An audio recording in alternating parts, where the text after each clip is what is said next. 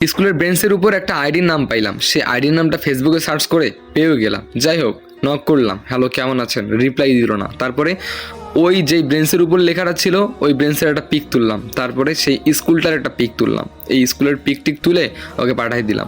সঙ্গে সঙ্গে সিন করলো, তারপরে রিপ্লাই দিল, হোয়াট, আপনি বেঞ্চের মধ্যে আমার অ্যাকাউন্টের নামটা পাইছেন, তারপরে আমাকে নক দিয়েছেন? আমি বললাম যে হ্যাঁ। যাই হোক, বলেন, যেহেতু আপনাকে নক দিয়ে ফেলছি আপনার বাসাটা কোথায়? তখন সে বলল, না আপনি নক দিয়েছেন ভালো কথা, আমি ভাবতেও পারি নাই যে কেউ এইভাবেই নক দিবে। তো আপনি নক দিয়েছেন জন্য সেই জন্য আমাকে জিজ্ঞেস করবেন যে আমার বাসা কোথায়, আমার নাম কি, আমার বাবার নাম কি, আমি কোন ক্লাসে পড়ি, কী করবো না করবো, এগুলো আপনি প্রশ্নও করবেন আর আমি অ্যান্সার দিব, তাই না? মানে এটাই ভাবতেছেন? তখন আমি বললাম যে হ্যাঁ, কেন, পরিচয় তো হইতে পারি, তাই না? আমি আপনাকে নক দিলাম, ভাবতে পারেন যে আমি আপনার একজন ফ্যান। তখন সে বললো, হইছে, আমার আর ফ্যান ট্যান হওয়া লাগবো না, শুনেন, এখন আমি কোনো প্রশ্নের অ্যান্সার দিতে পারবো না, বাই। স্কুলে গিয়েছিলাম ঘুরতে, আসলে এটা রংপুরে।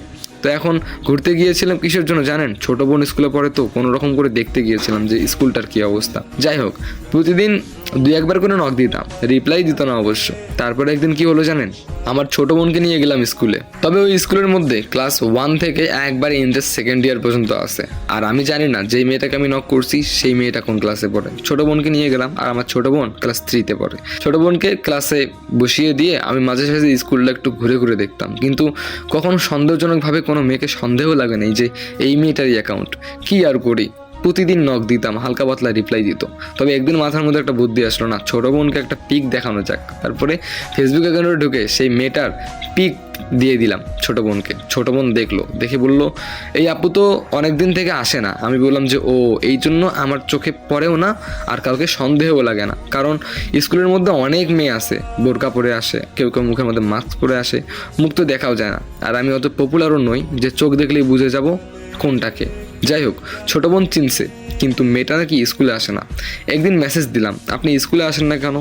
তারপরে দেখলাম সিন করে রিপ্লাই দিল, আমি স্কুলে যাই কি না যাই আপনি কি আমাকে ফলো করেন? আমি বললাম যে হ্যাঁ, আমি আসলে আপনাকে ফেসবুকে দেখলাম, তো কখন আর কি স্কুলে দেখা হয় নাই। তখন মেয়েটা বলল, আসলে আমি স্কুল ছেড়ে দিয়েছি। আমি বললাম যে ও আচ্ছা, তাহলে চলেন একদিন মিট করি। তখন মেয়েটা বলল কি জানেন, আপনার সঙ্গে দেখা করার কোনো রকম ইচ্ছাই আমার নেই।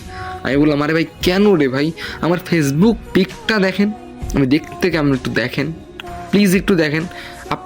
আপনি আমাকে ভালো করে দেখেনও নাই, আপনি আমার ভয়েসও শুনেন নাই, আপনি আইডিয়াও করতে পারতেছেন না যে আমি কেমন, কিন্তু আপনি মুখের উপর বলতেছেন যে আমার কোনো টাইমই দিচ্ছেন না, আপনি আমাকে পাত্তাই দিচ্ছেন না। যাই হোক, মনে মনে ঠিক করলাম প্রতিদিন আরে নক দিমু, একদিন না একদিন দেখা তো হইবই। সামনাসামনি দেখা করে এক কাপ হলেও চা খেয়ে বিদায় দিয়ে আসবো, এইটাই আমার টার্গেট ছিল। প্রতিদিন মেসেজ দিতাম, সে সিন করতো, উড়াধুরা গালি দিত, রাগ হইতো, কি আর করার, আবারও নক দিতাম, কারণ আমার কেউ নাই। আর মেয়েটা ছিল একটু সহজ সরল, হুট করে রেগে যাইতো আর তার রাগ ভাঙাতাম আমি, খুব ভালো লাগতো। প্রতিদিন নক দিতাম। একদিন কি হলো জানেন, আমার ফোনটা আমি হারিয়ে ফেললাম। ফোনটা যে কোথায় কিছুই বুঝতেছি না। ফোনটা অনেক খুঁজলাম, কিন্তু দুঃখের বিষয় ফোনটাই আর পেলাম না। আর ফোনটা কিন্তু অত দামিও ছিল না, ফোনটা ছিল কম দামি। যাই হোক, আমারও আর ভালো লাগতেছে না, ফোন চালাইয়া হয়েছে অভ্যাস, ফোন না থাকলে কি আর ভালো লাগে বলেন? তারপরে একদিন বোনকে স্কুলে রেখে বাসায় চলে আসলাম, ভালো লাগতেছে না, শুয়ে আছি। বিকেলে আসরের আজান দিল, বোন তো অনেকক্ষণ আগেই চলে আসছে। ঘুম থেকে উঠলাম, ওঠার পরে আমার বোন আমাকে বলল, ভাইয়া এদিকে আয়। ওইদিকে গেলাম, বললাম যে কি হয়েছে বল। তখন আমাকে একটা প্যাকেট দিল, বিস্কিটের প্যাকেটগুলো দেয় না বাচ্চাদেরকে, ওই বিস্কিটের প্যাকেটগুলো আমাকে দিল, দিয়ে বললো এটা খা। তারপরে আমি দেখলাম বিস্কিটের প্যাকেটটা ছেঁড়াই আছে। তারপরে আমি আরেকটু ছেড়ে একটা বিস্কিট নিতে গিয়ে দেখলাম ওখানে একটা সাদা কাগজ। তা আমি সাদা কাগজটা খুলে সাদা কাগজের মধ্যে লেখা ছিল, আপনি কেন যেন এখন আর আমাকে বিরক্ত করেন না। যাই হোক, আপনার এই পাগলামোগুলো অনেক ভালো লাগতো, আপনাকে অনেক মিস করতেছি, আসুন দেখা করব।